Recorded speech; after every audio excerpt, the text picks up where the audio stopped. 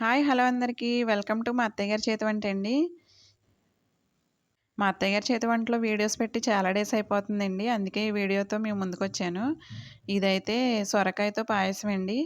చాలా వచ్చిందండి. ట్రై చేసి చూసి బాగున్నాకే మీకు వీడియో పెడుతున్నానండి. సొరకాయ వీడియో కొత్తగా ట్రై చేశానండి. చాలా వచ్చింది. ఒకసారి మీరు కూడా ట్రై చేసి చూడండి. మీకు కూడా నచ్చుతుంది. అలాగే మా వీడియోకి ఒక లైక్ అయితే ఇచ్చేయండి. ఈ వీడియో చూసాక మీకు నచ్చినట్లయితే సబ్స్క్రైబ్ కూడా చేసుకోండి.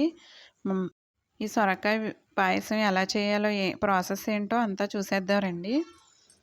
లేతగా ఉన్న సొరకాయని ఒకటి తీసుకోండి. నా దగ్గర ఇదుంది. దీంట్లో పావంతు మట్టికి తీసుకున్నానండి. ఒక ముక్క తీసుకున్నాను.